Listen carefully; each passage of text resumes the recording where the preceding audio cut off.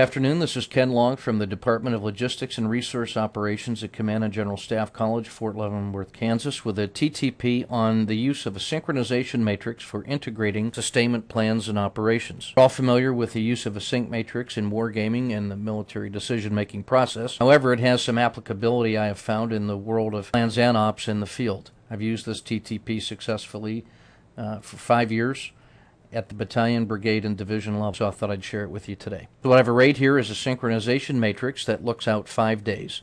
If I'm the support operations officer at a sustainment battalion inside the HBCT, for example, what I would do is array today and then 5 days out.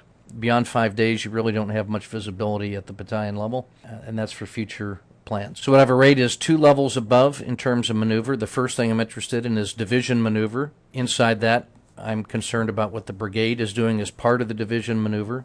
And then inside this space, I would be placing information on the schema maneuver for the battalions that I support. You may find yourself in a brigade that likes to fight in a particular way and with a predictable battle rhythm. What you'll find is that each of your battalions operates on their own specific battle rhythm.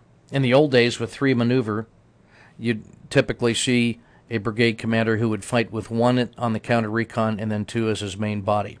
And the counter recon battalion would operate on its own timeline and need sustainment at different times because of his different mission profile. So I would try to capture that array inside this area.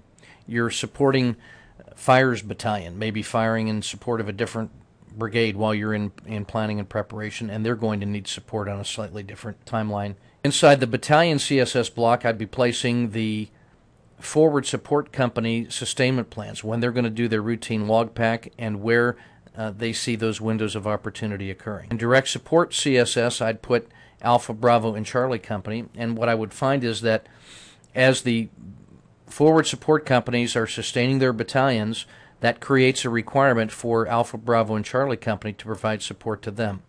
In some cases, Bravo company, I'm going to be putting information here about when unit maintenance collection points are shifting, where they're going to be doing their maintenance, and when they're moving.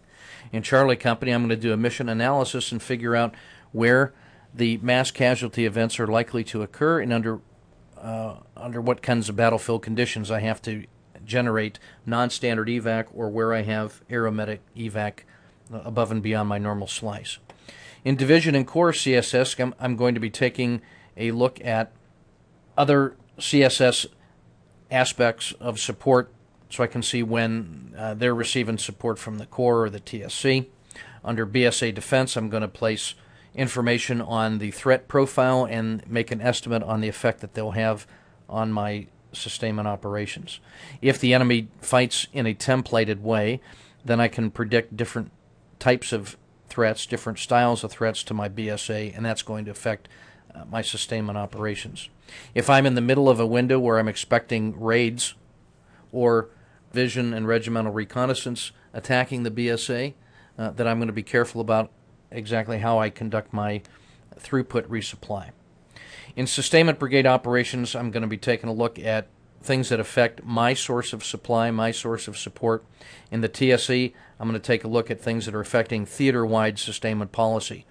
If the theater is moving a logistics support area or is moving a course ammo storage area, those are going to take up all the available trucks, and I know that there's going to be less slack available for me should I find that there's a need for it. This slide restates what I just said with words for your reference.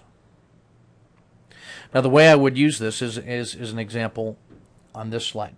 Supposing the division's mission profile were to attack, hasty defense, prep a deliberate defense, then execute the deliberate defense, then attack. And inside that, my brigade is going to be screening, then conducting a movement to contact, going to hasty defense. They become the reserve in the defense, and then a counterattack force, and then leading on to other attacks.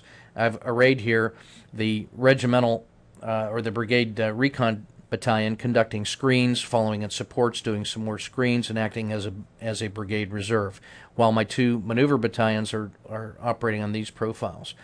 For each one of these battalions, then, I'm going to go through and find where their log packs are going to be routinely occurring.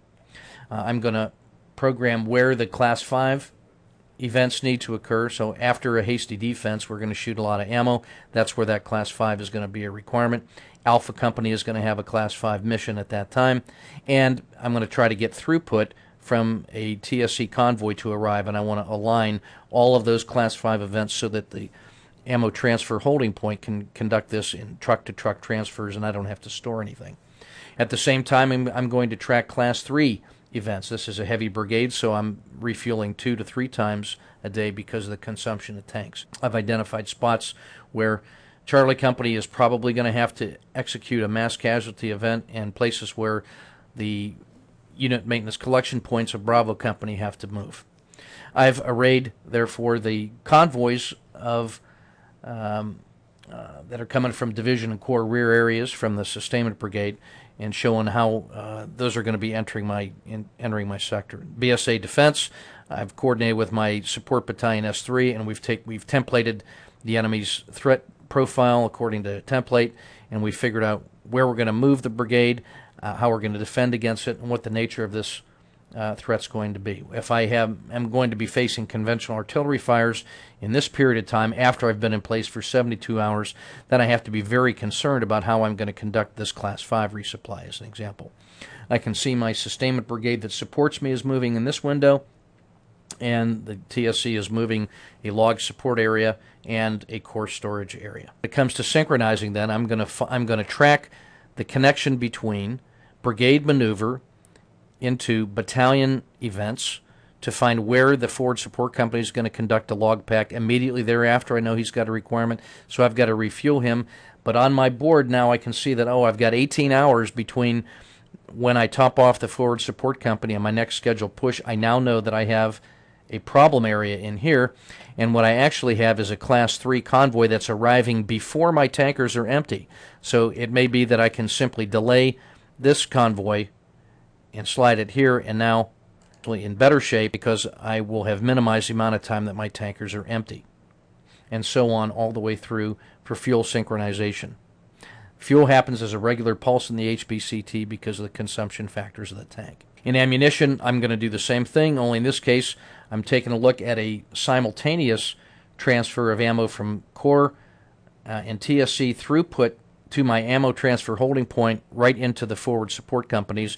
If possible, I'm going to deliver them right up into the hasty defense battle positions and then the deliberate defense battle positions so that I minimize handling. I'm going to take into account that an ASP is moving here and then my flexibility for ammo trucks is degraded.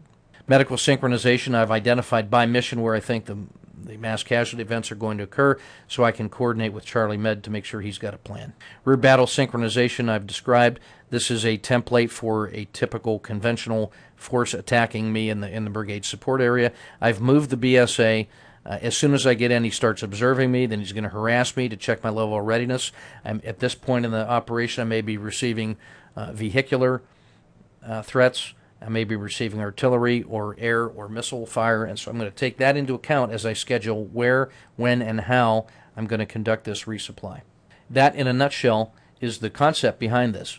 Now, in practice, I've had this in 2 different ways. One on a magnetized board that had each of these templated events scheduled out, and we had actually 5 different sliding boards, and as each day would pass, we would take day 1 and day 2 and turn that into the daily support frago, and then slide the other events down as the days would pass. The advantage of this form was that it was non-digital, it was easily maintained, it was visible to everybody in the command post. I could use this to evaluate warning orders or what-if drills for planning, so that if the Brigade XO would call me and say, we propose to move up this attack by a day because it doesn't look like the enemy's going to actually get into our defensive zone, what effect does that have on you? Well, it tells me that I've got to move the BSA sooner, and I can start tracking all the different events that are affected by a change in the mission profile.